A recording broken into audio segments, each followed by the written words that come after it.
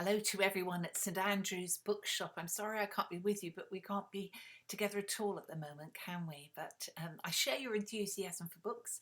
I do the writing. I'm hoping you'll do the reading, and you can see that this is actually where I do the writing. I'm sitting in front of my computer and spending hours here.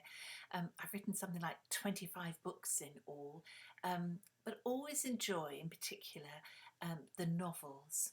And some of you I know have already come across the trilogy that became a quartet about the Dunbridge Chronicles, the new young curate in a Bedfordshire country town.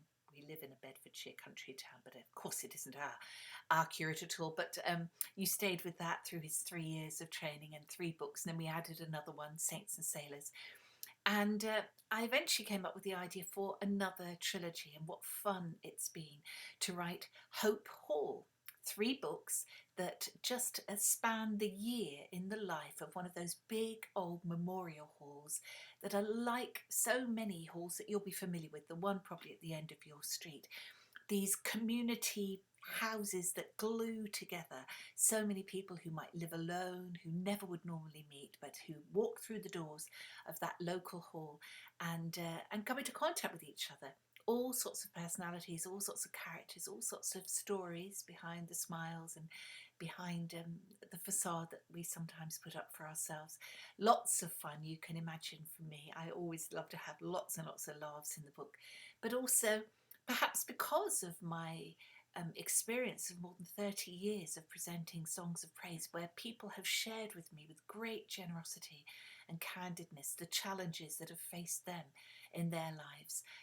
Of course, I can never tell their stories verbatim, but they often give me the substance for creating a character that is quite different, but whose challenge might be the same. So I like books that really do move you to tears of thankfulness or sadness, or perhaps sharing the common experiences like bereavement or physical disability or loss of job or loss of status or loss of perhaps love in their lives.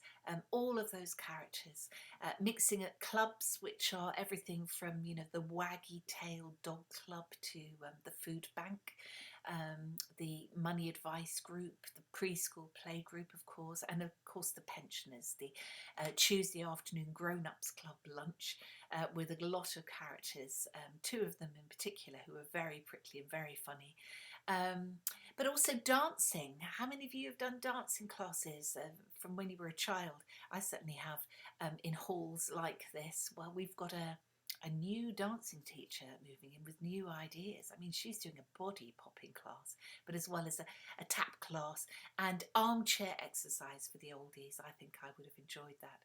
So there's lots going on, and there's a core of management staff really who are there all the time, including Maggie, who is the catering manager, and there are lots and lots of events. I mean, not just the regular ones, but also funeral wakes or wedding parties or engagement parties or pantomimes or all these reasons why people may come in.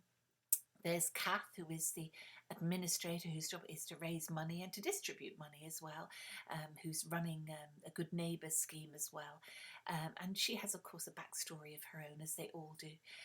And Ray, the caretaker, who in the first book, Springtime at Hope Hall, is just in the process of nursing his beloved wife through the last stages of her cancer, and that impacts on everybody at the hall. So lots and lots of stories, many of which I think will ring echoes in your lives, and I hope that's what you will feel if you read these books, that you're meeting perhaps new friends to you who feel like old friends immediately because you know people very much like them, and stories that are similar to these in your own life. I hope it will entertain you. Springtime for Hope Hall has just come out this year. I've written Summertime at Hope Hall, which is all ready to go, and I'm in the middle of writing the last one, which is Christmas Time. So throughout the year with Hope Hall, and I hope that it will be very entertaining, and especially in these days when we're all locked down with lots of time on our hands for me to write and hopefully you to read, I hope it'll be a book you enjoy. I'm sorry I can't see you in person. I will pop down and meet you again on another occasion. Until then, I wish you well. Take care of yourselves during all these difficult and uncharted times. This is Pam Rhodes saying goodbye now.